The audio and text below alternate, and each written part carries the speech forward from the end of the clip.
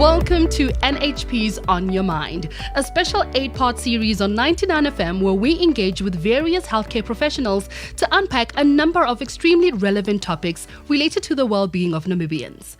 We will also be addressing the mental, psychological, and physical attributes of the points at issue and share valuable information and advice to the Namibian public.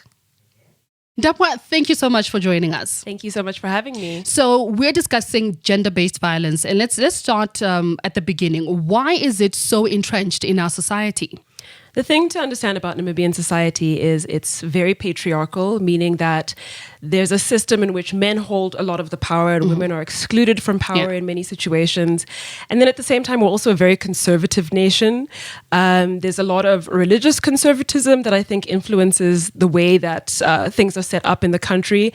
And as a result, I think gender equality and really enforcing gender equality hasn't been a top priority. Yeah. And so we find ourselves here in the situation where the status quo is that men hold a lot of power and women are supposed to just be sort of happy with what they get.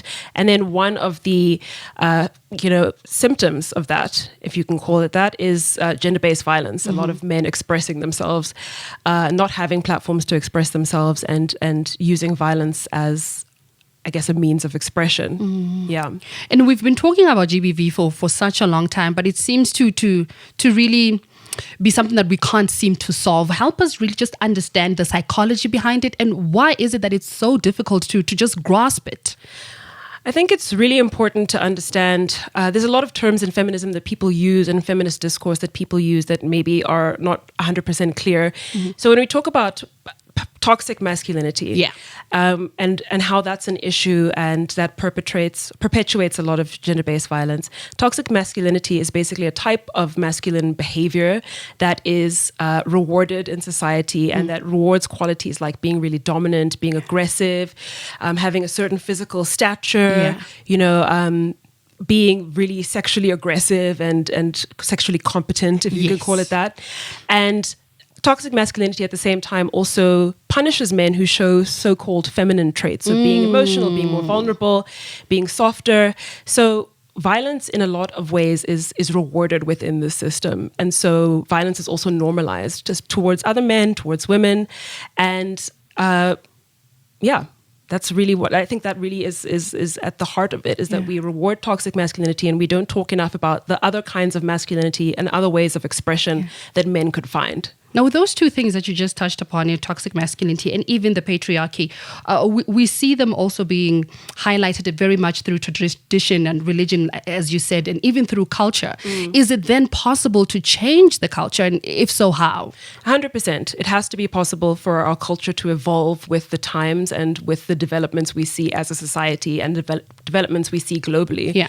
So there are several ways, from large scale to micro scale, that we could challenge the toxic masculinity and the patriarchy and gender-based violence. So one really important example that I think is at the crux of a lot of the issues that we see is teaching children about consent from a very young age. So teaching children about what their boundaries are, their physical boundaries, their emotional boundaries, how to enforce them, teaching boys that no means no, instead of, I grew up with a system where, if boys were mean to you, if they teased you, it's because they like you.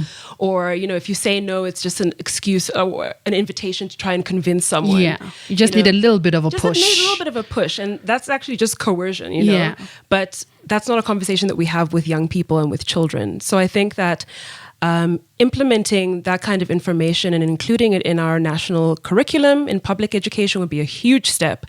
Another thing on a more person-to-person level, I think that a lot of the times behavior that we all agree is bad from men and boys is sort of just, dismissed as boys will be boys. Yes. And I think it's really important to step in the moment when things are happening and really explain why it's not appropriate and why it's not good. Not only from women, because a lot of women are already doing this, but also from men within their circles. We know that, evidence has shown and experience has shown that men, when they talk amongst themselves, can really be perpetuating a lot of this toxic masculinity and reinforcing it with each other. So for men who, in public say that they stand for gender equality, to not do that in private spaces, that's, I think, one of the reasons why things aren't really addressed. Yeah. People aren't really willing to stand up and call people out and hold people accountable, whether it's your friends or your leadership or your family members. So there's a lot of different spaces. I think it's about really educating people about really basic concepts about gender equality, about what gender actually means, about consent, like I was saying. I think that if we could do that, we would go a long way towards sort of solving some of the problems before they even come up. That's it for part 1 of 2 of NHP's On Your Mind, where we spoke to Ndapwa Alweendo, where we spoke about the root of GBV in our country and asked the question, why are we so angry? Join us again in part 2, where we delve deeper into this very important topic.